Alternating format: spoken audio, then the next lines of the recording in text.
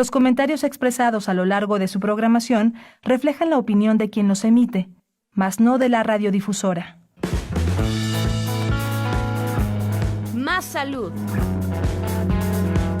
Radio UNAM y la Facultad de Medicina presentan Más saludable, más sexualidad, más mente, más veraz, más confiable, más UNAM. Consulta nuestra revista www.massaludfacmed.unam.mx. Coordinación de Comunicación Social.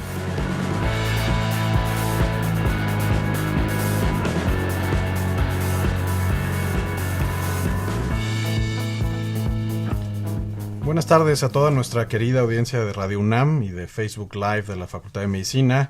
Como todos los jueves, les damos la bienvenida a su programa Más Salud. Soy el doctor Sebastián García Saizó. Y yo, la doctora Ingrid Vargas Huicochea. Hoy, 26 de septiembre, estamos celebrando el Día Nacional de la Donación y Trasplante de Órganos y Tejidos. Y por ello tenemos el honor de contar el día de hoy con dos grandes invitados.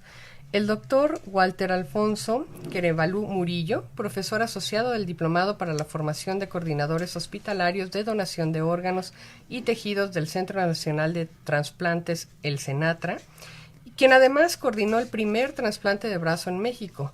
Es un verdadero placer tenerlo con nosotros, doctor. Muchas gracias.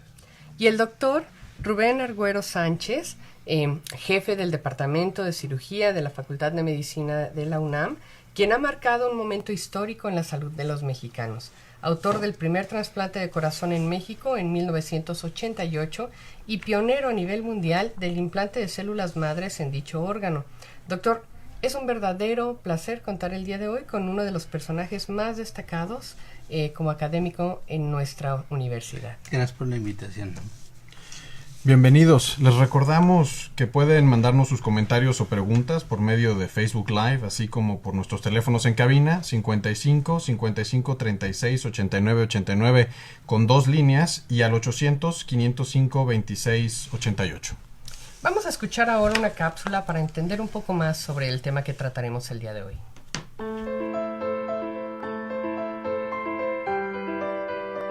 El Día Nacional de la Donación y Trasplante de Órganos, en México, se conmemora todos los años el 26 de septiembre.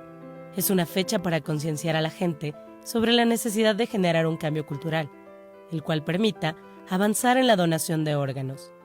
Resulta de vital importancia que el mensaje llegue a toda la sociedad, ya que cualquier persona es un donante potencial y gracias a esta colaboración, muchas vidas pueden salvarse. El trasplante de órganos es el procedimiento que involucra implantar un órgano de una persona en otra a través de complejas cirugías. Esto con el fin de lograr mantener la función del mismo en el paciente que recibe el trasplante. Por lo general, los órganos que suelen ser trasplantados son los que resultan indispensables para conservar el equilibrio del organismo en el ser humano. Entre ellos se encuentra el riñón, corazón, pulmón, hígado y páncreas. También se realizan trasplantes de tejido como médula ósea, hueso, válvulas cardíacas, córneas y piel. Los trasplantes más comunes son los de riñón, hígado y médula ósea. Los trasplantes de tejidos como los provenientes de tejido de hueso, tendón y otras estructuras tales como córneas, piel, válvulas cardíacas, arterias y venas se empezaron a realizar decenas de años antes que la de los órganos sólidos, siendo por consiguiente los precursores de los trasplantes.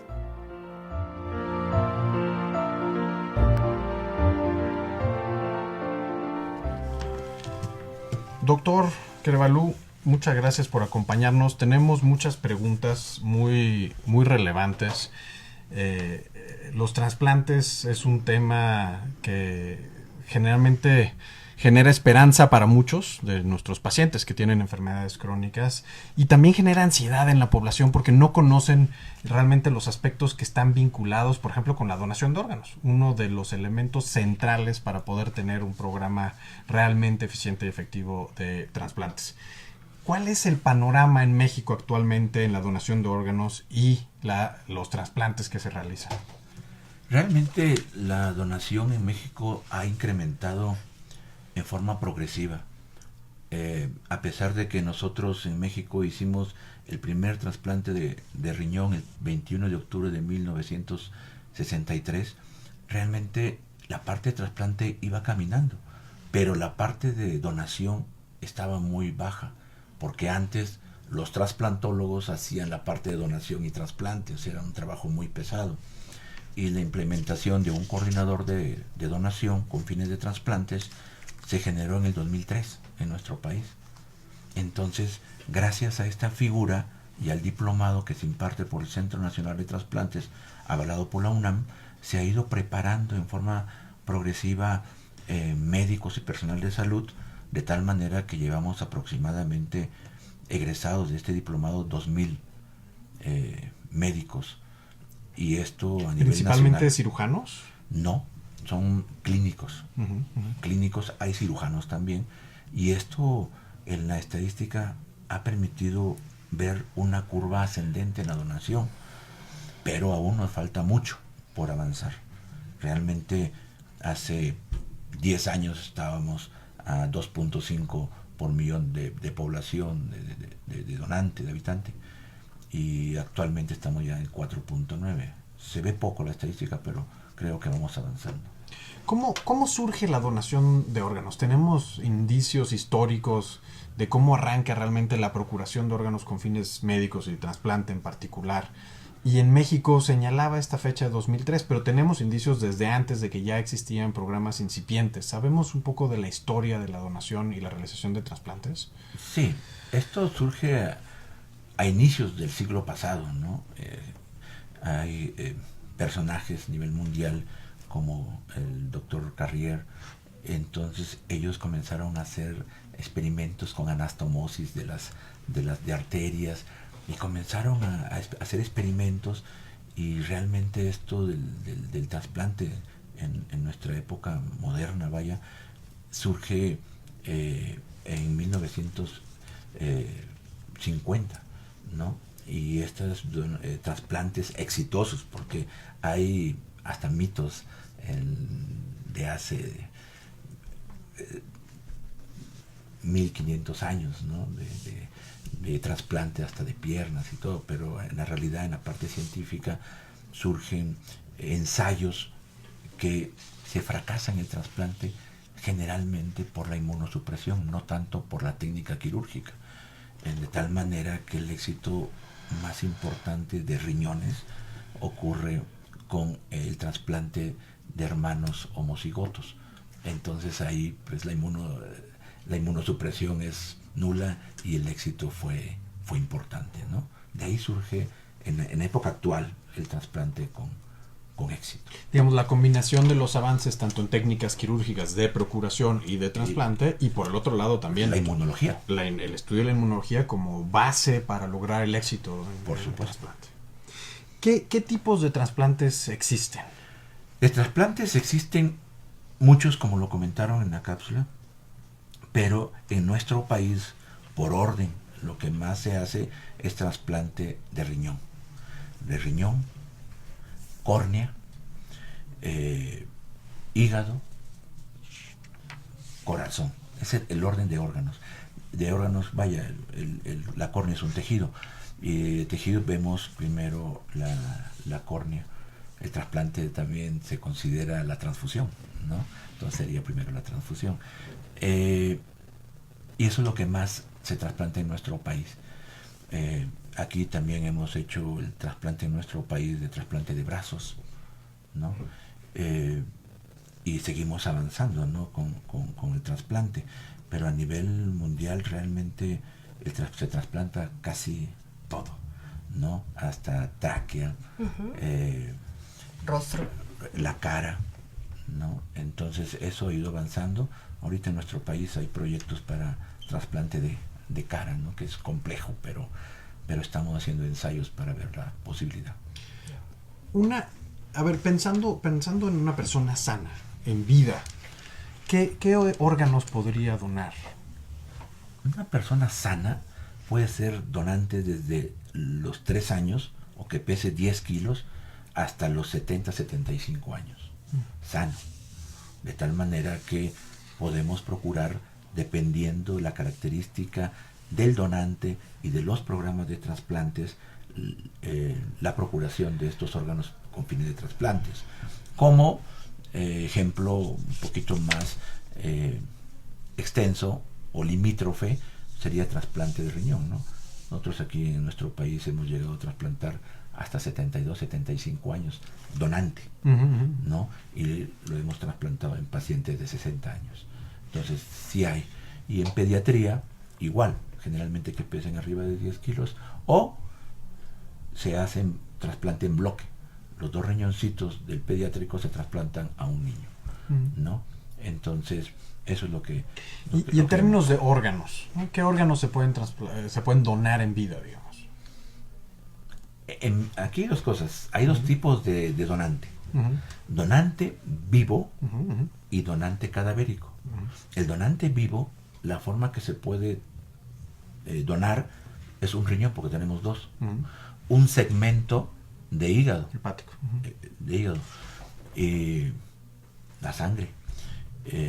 Autólogos de hueso, ¿no? Esos generalmente en vivos. En cadáver, la gama es total, ¿no? Corazón, hígado, páncreas, riñones, córneas, brazos, cara, pulmones, piel, hueso, pulmones, es todo, ¿no? Hace 10 días en Centro Médico Nacional Siglo XXI tuvimos donación de un paciente que es poco frecuente esto, un individuo joven que se procuró corazón, hígado, riñones, piel, hueso, córneas. Entonces esto ayuda a mucha gente, ¿no?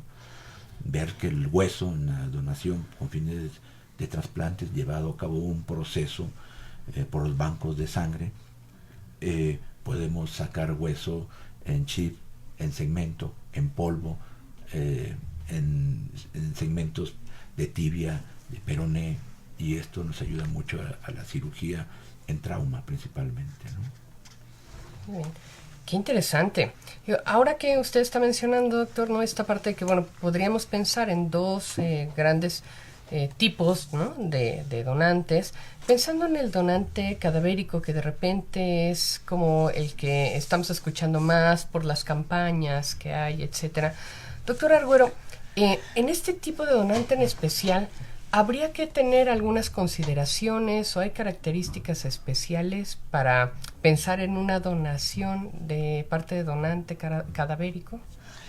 Mire, lo que es cierto y que marcó un hito en la historia de nuestra medicina fue lo que ocurrió el 21 de julio de 88, en que se obtuvo, a partir de un paciente que había perdido la vida iniciada por muerte cerebral, se hizo la extracción de un corazón.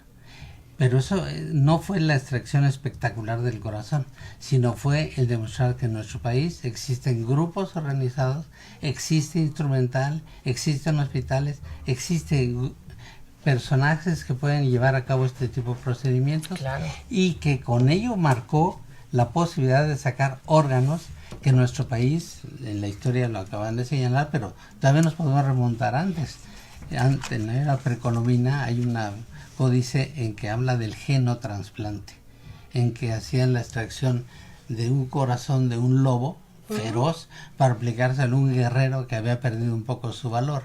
Y entonces la descripción de ese pájaro mítico, que es una descripción extraordinaria, compuesto por 365 piececitas, el pájaro mítico extrae el corazón del lobo y se lo pone a un guerrero, con ello aumentar la posibilidad de ganar las guerras y lo que se estilaba en la antigüedad.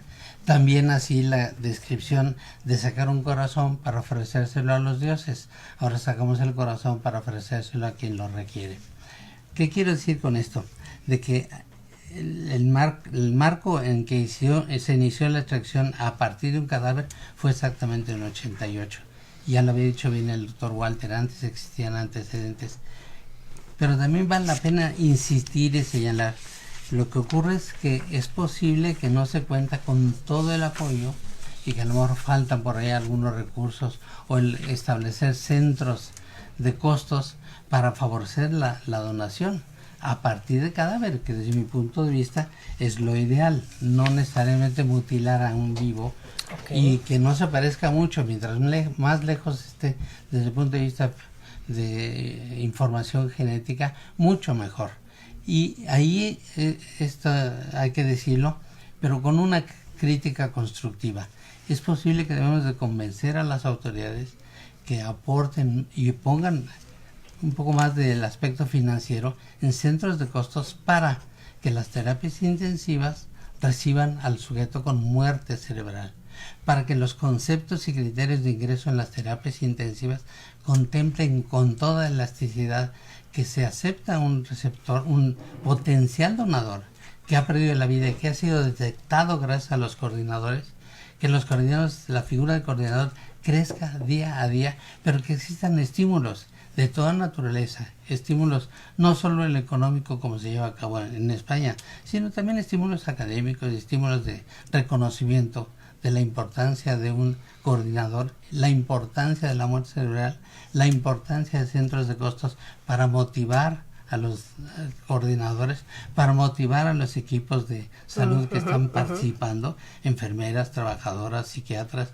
porque todos participan en una donación múltiple, que es lo ideal. Es todo un equipo complejo. Múltiple para evitar el desperdicio de material biológico no renovable que ocurre diariamente. Hemos mejorado, pero hay mucho por hacer. Claro. ¿Saben, tenemos datos de cuántas personas están en lista de espera actualmente en nuestro país para un trasplante y cuántas lo están recibiendo de manera efectiva? Sí. Nosotros, esto es algo muy interesante y aprovecho el medio para hacer promoción a la donación. Vamos avanzando para la donación, pero considero que nos falta mucho para tener unos estándares por millón de población, como en España, que lleva 46 por millón de población. En México estamos 4.9. Hay datos. En el Centro Nacional de Trasplantes existe la estadística de cuántos están registrados. Y el registro ahorita en total de órganos y tejidos es de 22.863. Perdón, ¿hay tanto en ámbito público como en privado? Todo. Ese es el global. Okay. El Centro Nacional de Trasplantes es el que rige a nivel nacional. Okay. Los registros y todo, ¿no? Entonces, en el Centro Nacional de Trasplantes tenemos 22.863 en lista registrados para recibir un órgano o tejido. De estos, realmente esta lista sigue avanzando, desgraciadamente, por año. Hace 10 años en total habían 6.000 y ahora se van registrando. Y esos que están registrados son pacientes que tienen protocolo completo para trasplante. No es que nos anotemos porque tengo falla renal, no. Tiene un protocolo completo por un programa de trasplantes que lo sube a la página del Centro Nacional de Trasplantes. ¿Qué implica ese protocolo? Ese protocolo es ver que el paciente con falla renal realmente tenga la falla renal, que tenga estudios de serología, que tenga estudios, como dice el doctor, un protocolo completo por el psiquiatra, ¿no? Para seguir un tratamiento de inmunosupresión, que sea valorado por el cardiólogo, que vea que la cirugía va a ser factible, que su fracción de eyección o su función cardíaca por la falla renal no ha condicionado una cardiopatía que pueda condicionar una parada cardíaca en quirófano. Del mismo nefrólogo, hacer depuraciones, que esté con su diálisis estable dentro de parámetros aceptables, que no tenga anemia, que no esté infectado. O sea, pasa por muchas especialidades y ya con un protocolo completo, ahí recién se anota. Okay.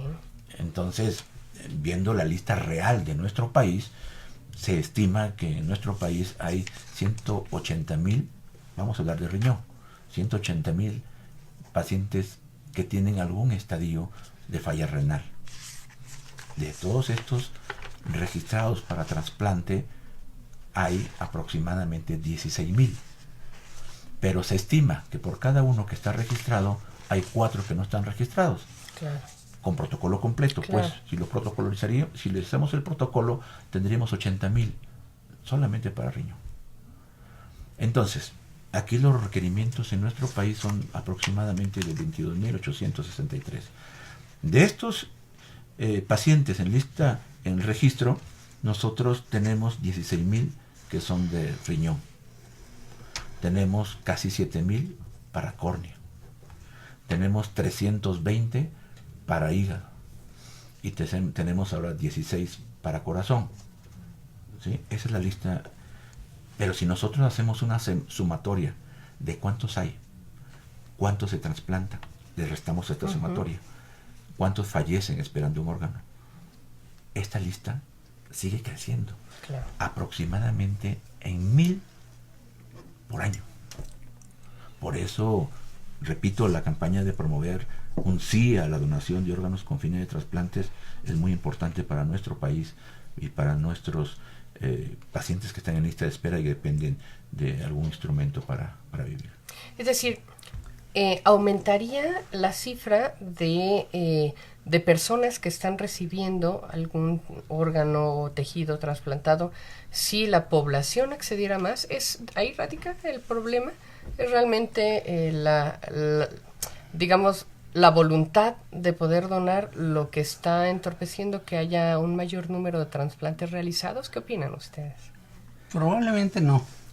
La realidad de las cifras en espera corresponde básicamente como ocurre en la mayoría de los fenómenos, que esta oferta-demanda.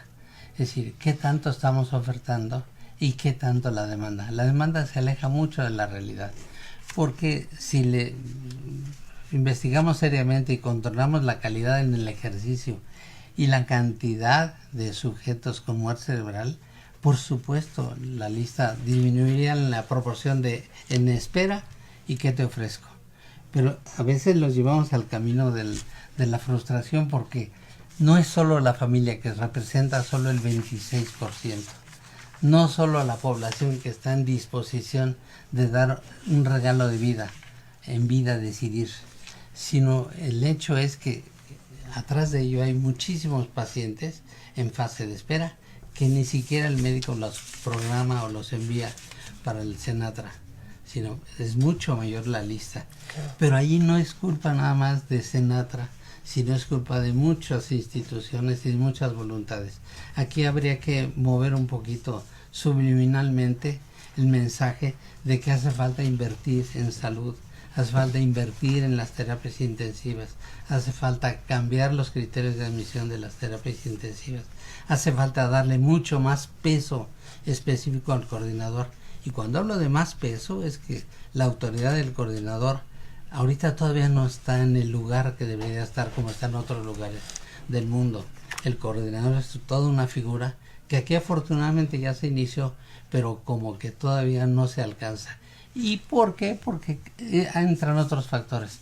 El análisis y la investigación y la supervisión de los procesos y los subprocesos que hay en la relación donación-trasplante. Por supuesto. Porque tenemos un número importantísimo de hospitales con registro y con capacidad y certificados para el proceso de donación de trasplantes, el más alto en toda Latinoamérica, 255 hospitales, y la pregunta es, ¿y cada cuándo lo supervisamos? ¿Y cada cuándo analizamos sus resultados? ¿Y cada cuándo le exigimos? Es ahí donde entra el compromiso del Senatra, de las instituciones, de los directivos de hospitales, de la Secretaría de Salud, de la voluntad del gobierno para proporcionar todas las facilidades que en un momento dado se requieren. Muy bien. Doctor, a ver, señaló una serie de procesos muy complejos justamente que llevan en un momento dado a poder tener un trasplante. ¿Cuál sería en estos momentos en nuestro México actual, les pregunto a los dos, uno de estos, los principales barreras o los principales factores que nos limitan el poder llevar a cabo más trasplantes, el poder proporcionar a nuestros pacientes mayores oportunidades de acceder a un trasplante?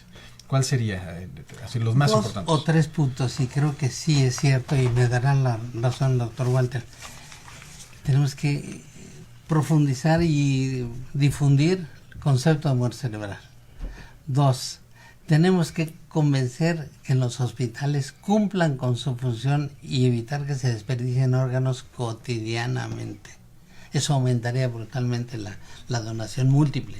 Los que mueren, muerte cerebral, donación, potencial donador, convertirlo en un donador exitoso. Y esto entra en juego el otro problema: voluntad política, voluntad de las instituciones, terapias intensivas, soporte económico y motivacional hacia los coordinadores, y desde luego todo el entusiasmo de parte médica de decir, aquí hay un donador, aquí hay una muerte cerebral, hay que utilizarlo. porque lo hemos centrado en cultura, en la donación del vivo relacionado, en problemas legales, pero creo que eso se van, esas tres aristas de lo relacionado a la voluntad política, a la voluntad y muerte cerebral, a la cultura, a la legalización, todo eso se puede ir subsanando día con día, día con día. Lo importante es lo otro, los subprocesos. Y a ver, aquí hay otro tema, porque estamos hablando del trasplante como el momento, ¿no? Pero después el cuidado del paciente trasplantado también es un proceso muy complejo que requiere un apoyo médico permanente, ¿no? Pero no solo médico, sino financiero. No, claro, se hace ya voy, eso ¿quién cuesta. les da el dinero para evitar la reacción de rechazo? ¿Cómo Mucho se reduce a esto, ¿no? ¿Cómo, a la cómo parte estamos en no esas económica. coberturas en nuestro país?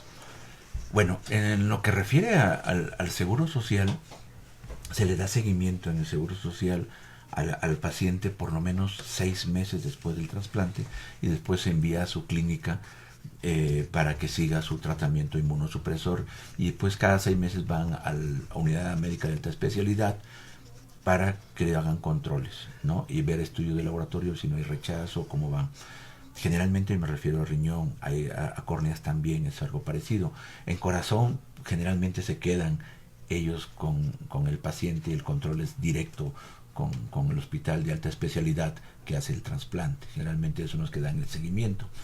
Y en relación al comentario, a la pregunta anterior del doctor que le hicieron al doctor Argüero, yo pienso que hace falta mucho que hacer en nuestro país, pero siento que vamos avanzando, pero falta más empuje y, por qué no decirlo, hacer cambios a la legislación. Esa parte que el doctor comenta del apoyo, yo creo que a veces haciendo leyes o creando, modificando leyes para darle importancia a la coordinación de donación, para que se haga más esto, sí es muy importante. Algo que estamos rompiendo nosotros, paradigmas podríamos decirlo, es en relación a que los pacientes donantes de órganos multiorgánicos con muerte encefálica los estamos pasando a las terapias intensivas. Antes no se permitía eso. Antes, paciente que desarrollaba muerte encefálica a piso con soluciones de base y se perdía. Ahora no. Ahora pacientes hasta que tienen trauma de cráneo severo con altas posibilidades de desarrollar muerte encefálica, aunque no done, entra a terapia intensiva. ¿Ya como parte del protocolo? Parte ¿Ya del se ha protocolo estandarizado? En el hospital de especialidades. No puedo decir del Ok. país. Siento, a lo mejor presumo que el Hospital de Especialidades Centro Médico Nacional lleva la punta en esto porque hemos sido innovadores en muchas situaciones en el país, pero Pero no es generalizado. no es generalizado, no es generalizado, Eso. no es generalizado. Y en centros médicos sí, hasta tenemos cama asignada para donante. Y doctor, fuera del Instituto Mexicano de Seguro Social, que tiene además un programa que ha sido Robusto. muy robusto y se ha robustecido con el tiempo, ¿no? Sí. ¿Qué pasa con el resto de los sistemas de coberturas? En las coberturas justamente de todo esto, lo que Eso- implica un trasplante y el seguimiento al mediano y largo plazo. Eso es lo que comenta el doctor. Yo estoy de acuerdo con el doctor, pero hago la salvedad de lo que está avanzando, porque no todo es malo, ¿no? Claro. Vamos avanzando, pero en el resto del país realmente sí está difícil la situación. No te aceptan pacientes en terapia intensiva para trasplante. Yo no digo que sea malo, sino que tenemos la obligación de estar conscientes de lo que tenemos y motivar Y motivar a que se haga. a los responsables, Claro. porque da la impresión que solo en las grandes ciudades que tienen grandes centros médicos se pueden hacer trasplante. Y vamos a preguntar qué pasa en Monterrey, qué pasa en Baja California, qué pasa en Los Mochis, qué pasa, cualquier ejemplo que ponga. Esto nos cuesta trabajo decirlo, pero es la realidad.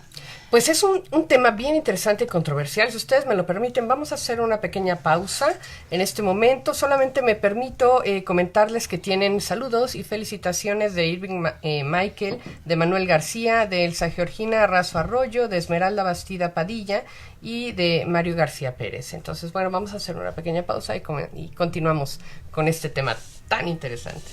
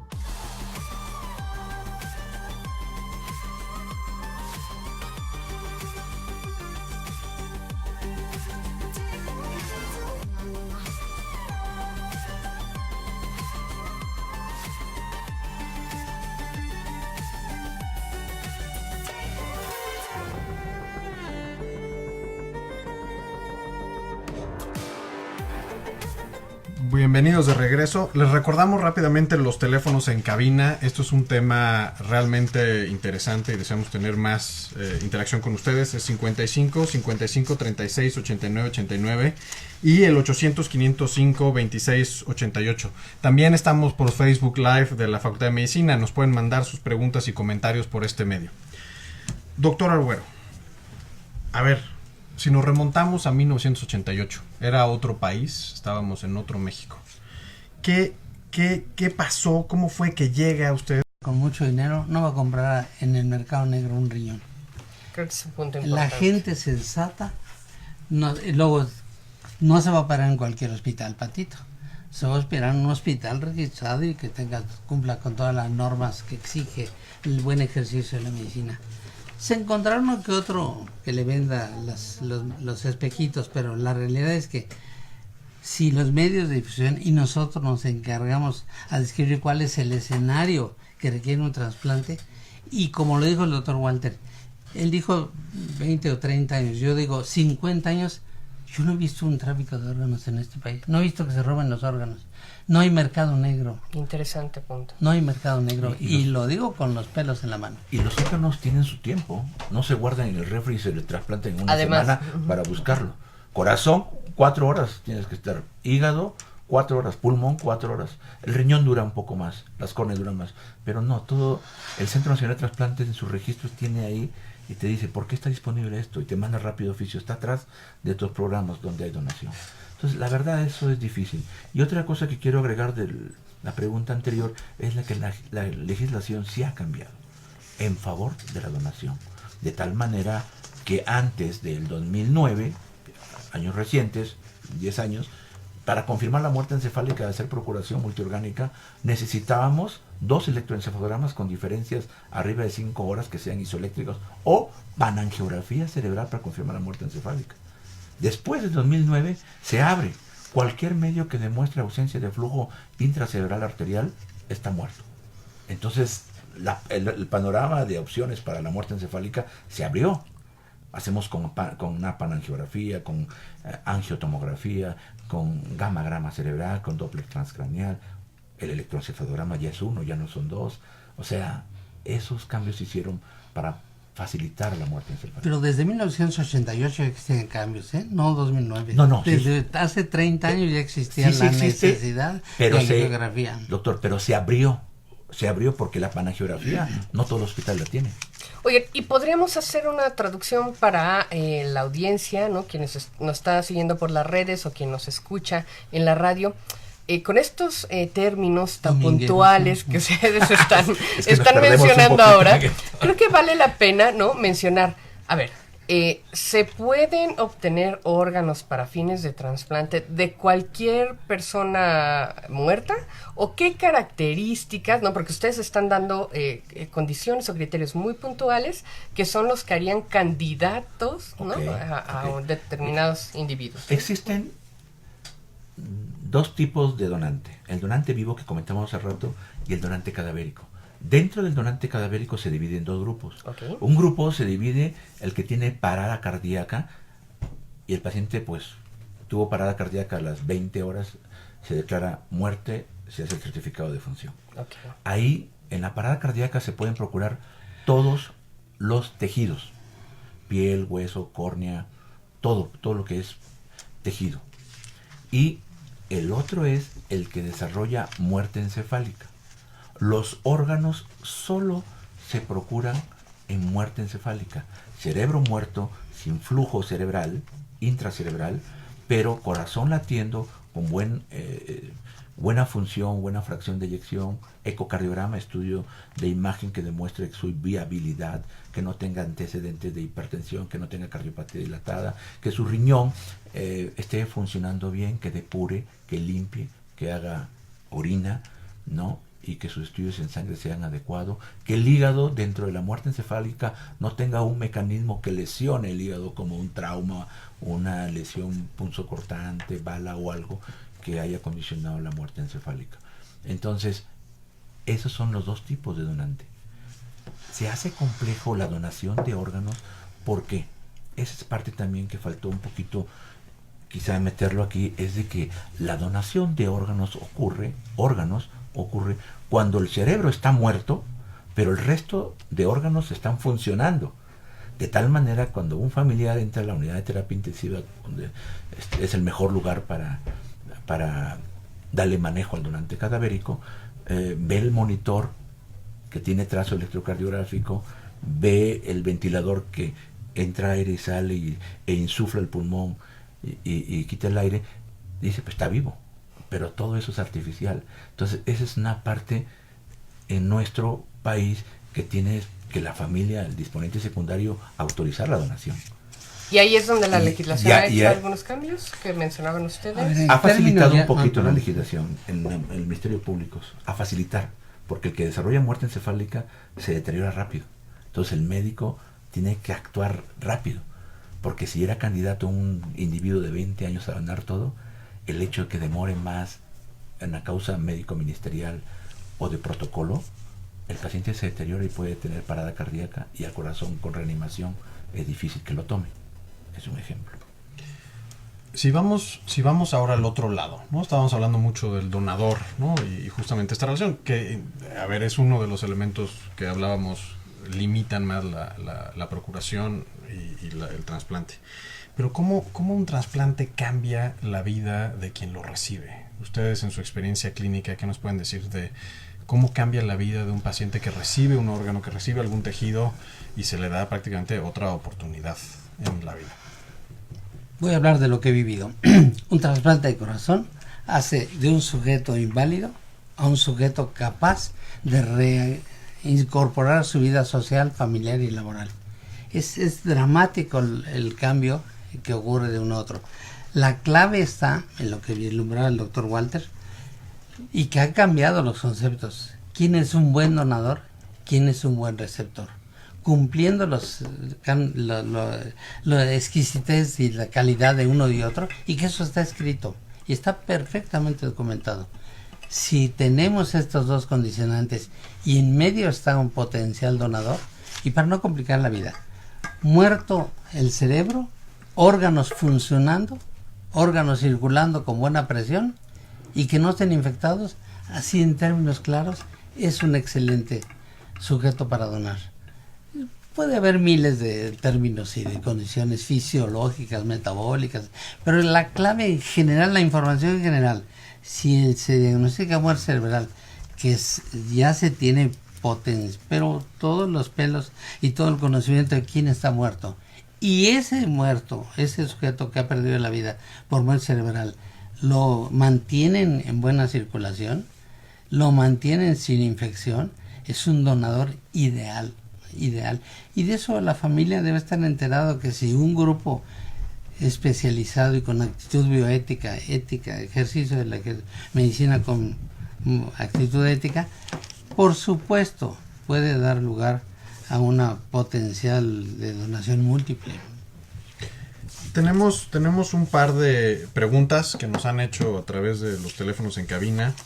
Y comentarios, por supuesto. La señora Leonor Gómez manda felicitaciones al programa, muchísimas gracias. La doctora Patricia Goicoechea Gómez, de la Asociación Médica de Oriente, felicita tanto a Ingrid como al programa.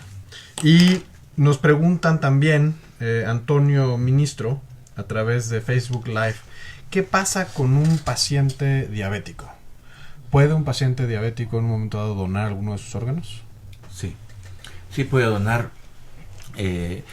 Un paciente diabético puede donar piel, hueso, córnea, y en relación a riñones también pueden donar, siempre y cuando los estudios de depuración de creatinina, de función renal, sean adecuados y que no tengan un historial de diabetes muy amplio, mayor de 10 años generalmente, que por la orina no bote proteínas, que sea un paciente diabético que esté controlado la diabetes, que tenga siempre en parámetros normales, si es candidato a donar riñón. Okay. ¿Y algún otro órgano tejido posterior a su fallecimiento, por ejemplo? Piel, hueso, córnea, riñón, hígado. Okay. A ver, pasamos a un punto que quiero utilizar, más bien para hablar de cosas muy positivas. Después de la donación de órganos, independientemente si es diabético o no diabético, existe la enorme oportunidad de donación de cuerpo. Y eso hay que difundirlo. La Facultad de Medicina cuenta con un programa extraordinariamente positivo y de muy alto nivel académico en relación a la conservación de cuerpos y la utilización del cuerpo para mejores médicos, evitar accidentes y desarrollar nuevos procedimientos e instrumental. Así que vale la pena también mandar el mensaje. No solo se donan los órganos, se dona el cuerpo entero y para beneficio de la misma sociedad. Así que lo único que se debe enterrar son los malos ratos, los odios, los malos momentos, pero eso es lo único, los rencores, lo demás se puede donar y la edad no cuenta. La córnea más transparente que obtuvimos en la raza fue de un sujeto de 92 años. Así que además de la córnea le podemos agregar los huesos, la piel, lo que ya señalaron, vasos, etcétera. Pero para órganos y tejidos que se trasplantan con frecuencia, la córnea más transparente, 92 años. Oiga, y creo, bueno, ahora usted que lo está mencionando, ¿no? Este punto tan interesante, yo me pregunto un poco, si yo quiero ser donador, ¿qué tengo que hacer? ¿Cómo garantizo que efectivamente se respete mi deseo de donación? Bajo la experiencia que ustedes han tenido, no solamente en la parte administrativa, sino en la clínica, ¿cómo le hace una persona para postularse como donador y que se respete ese derecho? Aquí existe poca promoción a esto, pero si en la parte de un individuo quiera donar, se tiene que ir a la notaría y la notaría le puede escribir le da una como credencial, una nota de que lo tengo yo, tengo dos ejemplos de mi poder, que ellos dicen, mi familia a lo mejor no dona, pero yo sí quiero donar. Pero realmente esto es difícil porque si él fallece en Tijuana, pues quién se va a enterar, ¿no?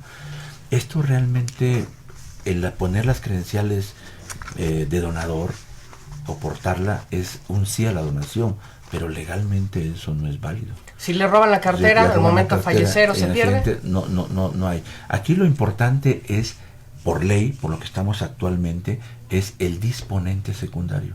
Él es el que legalmente autoriza la donación. ¿Qué sería el familiar? Que sería el familiar, ¿no? Y hay un orden, la esposa, esposo, los hijos si son mayores de edad, los padres si es menor de edad, o sea, hay un orden de quién es el disponente secundario, pero ahorita el Centro Nacional de Trasplante está haciendo una plataforma para ver a los que quieran ser donantes después de la vida y yo pienso que va a ser una buena herramienta. Lo importante es que sea legal. Una situación que publiqué en la revista de Medicina en el 2011 es un artículo interesante, cómo incrementar la donación de órganos en México. Yo propuse en ese artículo con mis colaboradores incluir a la credencial del lector un moñito verde que es el de donación, de tal manera que si mañana este individuo tiene muerte encefálica, hablo al INE y el INE me dice, ¿sabes qué? Si es donante, mándame la copia, y a la familia ya no le pediría el consentimiento al disponente secundario, sino a la familia le diría, en vida él quiso donar. Interesante, como cruzar las bases. Y eso facilitaría mucho la donación. Okay. Mi experiencia y producto también de lo que tenemos información, y cuando estoy refiriéndome al Observatorio Mundial de la Donación y Transplantes, la Organización Mundial de la Salud y la experiencia de España.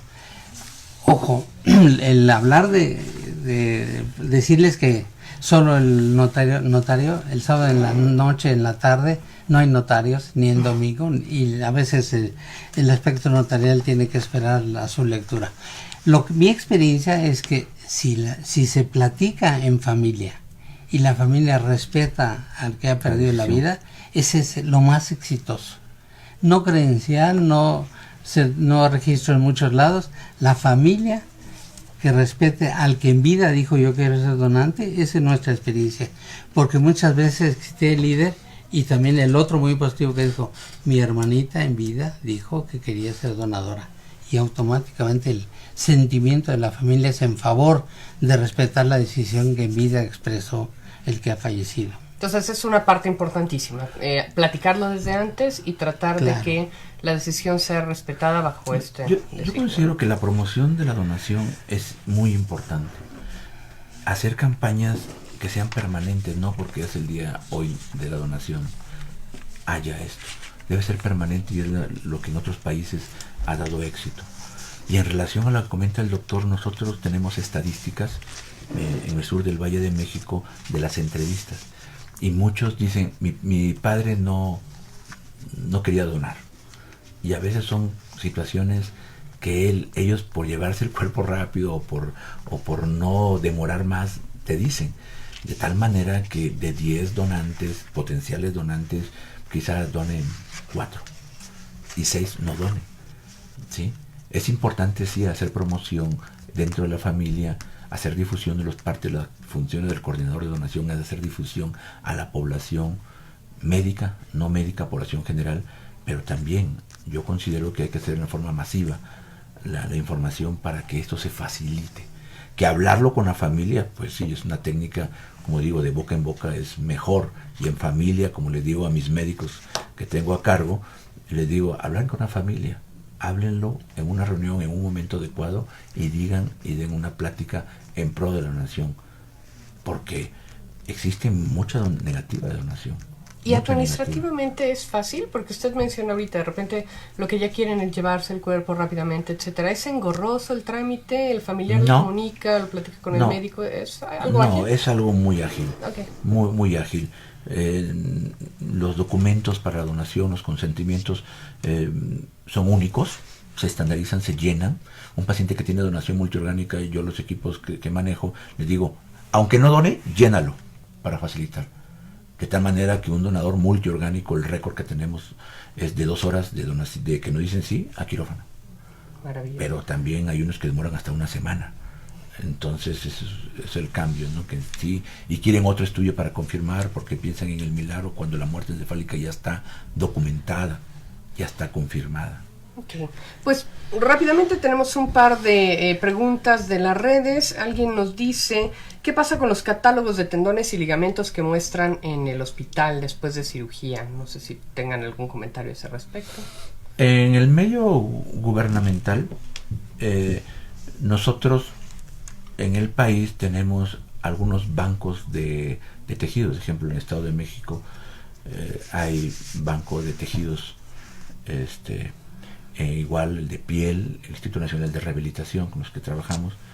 Esa es la parte gubernamental. En la parte privada, en la medicina privada, existen también bancos privados, ¿no? de tendones, hueso y todo, que también salen de mexicanos, como también se importan de otros países, ¿no?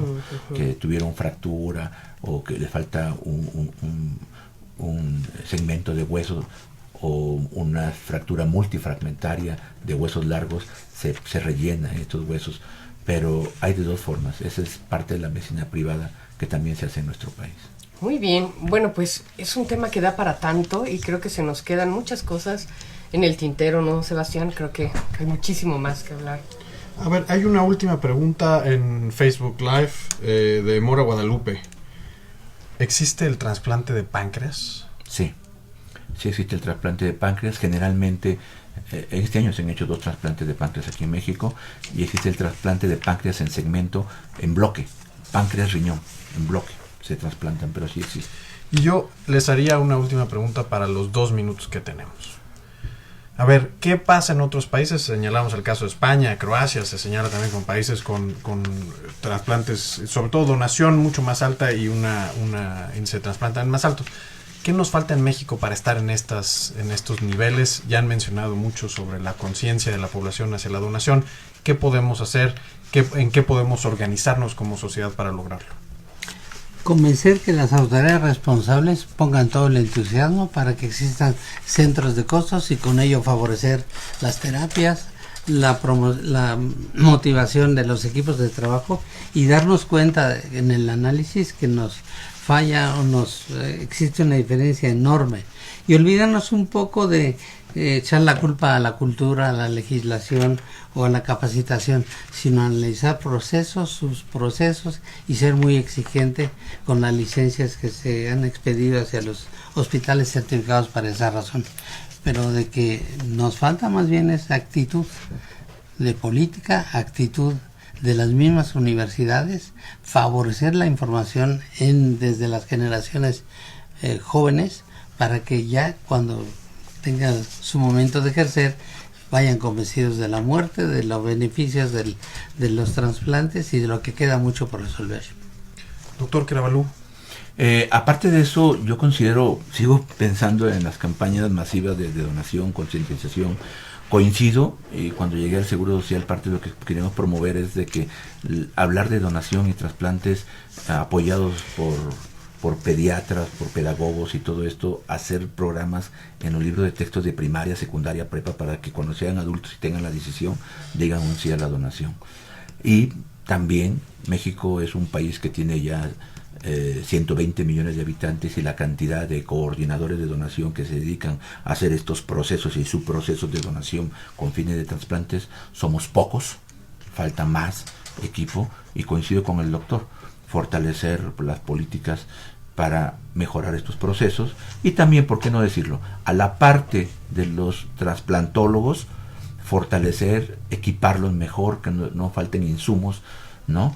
Y ir promoviendo esto en forma global, no por partes. Creo que vamos avanzando, pero a veces no nos fijamos que a la saga hay otros programas u otros estados, y México es uno, no somos segmentados.